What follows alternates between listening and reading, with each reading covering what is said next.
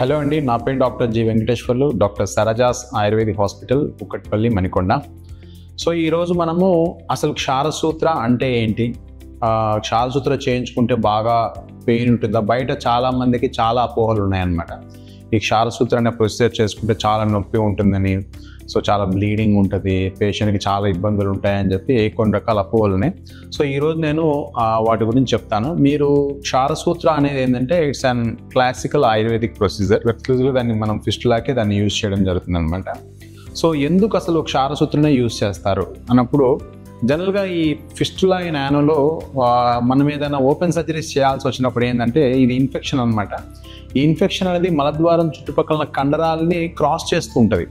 దానివల్ల మనం ఏదైనా సర్జికల్ ప్రొసీజర్ చేయాల్సి వచ్చినప్పుడు ఏంటంటే ఈ కండరాలు కట్ చేస్తే తప్ప మనం లోపలికి వెళ్ళలేము, ఆ ఇన్ఫెక్షన్ క్లియర్ చేయలేము.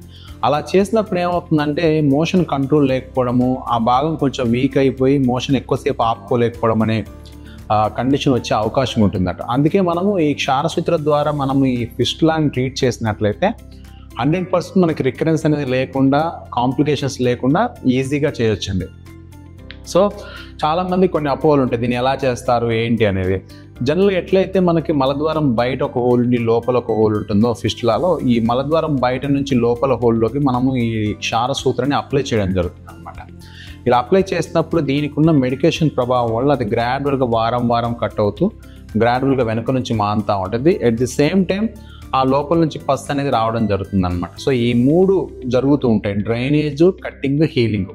ఈ మూడు కూడా ఈ క్షారసూత్ర ఎట్ టైం చేస్తుంది కాబట్టి మనకి ఫిస్టులాలో ఎలాంటి పస్ నిలబడకుండా ఎప్పటికప్పుడు ఇన్ఫెక్షన్ బయటకు వచ్చేస్తూ ఉంటుంది.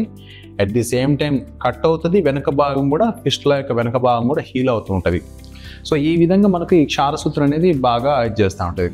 సో క్షారసూత్ర పెయిన్ ఎక్కువగా ఉంటుందా అంటే, ఇంతకుముందు ఓల్డ్ ప్రొసీజర్స్ కంటే ఒక 10 years బ్యాక్ చూసేటప్పుడు ఏంటంటే అప్పుడు క్లాసికల్గా పేషెంట్కి ఎక్స్టర్నల్ ఓపెనింగ్ ఎంత దూరం ఉన్నా అక్కడి నుంచి థ్రెడ్ వేసేవాళ్ళు. దానివల్ల ఏంటంటే పేషెంట్కి చాలా టైం పట్టేది, పేషెంట్ కూడా చాలా ఇబ్బంది ఉండేది. ఆ వారం వారం మార్చినప్పుడల్లా పెయిన్ అనేది పేషెంట్ కంప్లైంట్ చేసేవాళ్ళు.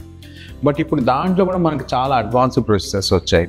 ఎట్లా అంటే క్షారసూత్రనే పార్షియల్ ఫిస్టులెక్టమీ క్షారసూత్ర. ఎక్కడైతే స్పింక్టర్ ఉంటుందో ఆ స్పింక్టర్ వరకు మనము ఆ ఫిస్టులా ట్రాక్ అని రిమూవ్ చేసి స్పింక్టర్ పార్ట్లో మాత్రం క్షారసూత్ర వేయడం జరుగుతుంది అన్నమాట. దానివల్ల టైంని మనం రెడ్యూస్ చేయొచ్చు, పెయిన్ని రెడ్యూస్ చేయొచ్చు, క్షారసూత్రాన్ని అంత గట్టిగా మనము కట్టాల్సిన అవసరం లేదు. సో దానివల్ల ఏంటంటే మనము పెయిన్, టైం ఈ రెండు కూడా ఈ క్షారసూత్ర పార్షియల్ ఫిస్టులెక్టమీ క్షారసూత్ర అనే విధానంలో బాగా తగ్గిపోతుంది అనమాట. దాంతోపాటు ఇంకొక అడ్వాన్స్డ్ ప్రొసీజర్ క్షారసూత్రలోని ఇఫ్టాక్ అంటారు. ఇఫ్టాక్ అంటే interception of ఫిస్టులస్ track and application of kshara sutra. ఇది కొంచెం అడ్వాన్స్డ్ ప్రొసీజర్ అనమాట.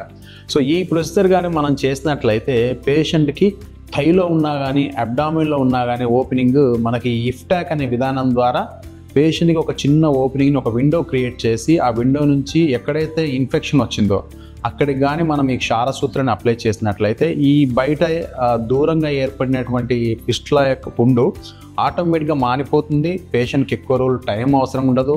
పేషెంట్కి వారం వారం చేంజ్ చేసి ఎక్కువ రోజులు చేంజ్ చేయడం వల్ల ఉండే పెయిన్ ఏదైతే ఉంటుందో ఆ పెయిన్ లేకుండా ఇలాంటి కొన్ని ట్రీట్మెంట్స్ వల్ల కూడా మనము ఈ పెయిన్ అనేది బాగా తక్కువ చేయొచ్చు అనమాట. దాంతోపాటు కొన్ని మెడికేటెడ్ ఆయిల్స్ ఉంటాయి యానస్లో పెట్టుకోవడానికి, వాటిని ఇన్సర్ట్ చేసినప్పుడు కూడా మనం క్షారసూత్ర అప్లై చేసినప్పుడు కూడా మనకి పేషెంట్కి పెయిన్ లేకుండా కంఫర్టబుల్గా ఈ క్షారసూత్ర విధానం అనేది లోకల్ అనస్థిషియాలో ఇబ్బంది లేకుండా 100% మనము ఫిస్టులాని క్యూర్ చేయొచ్చండి. Thank you.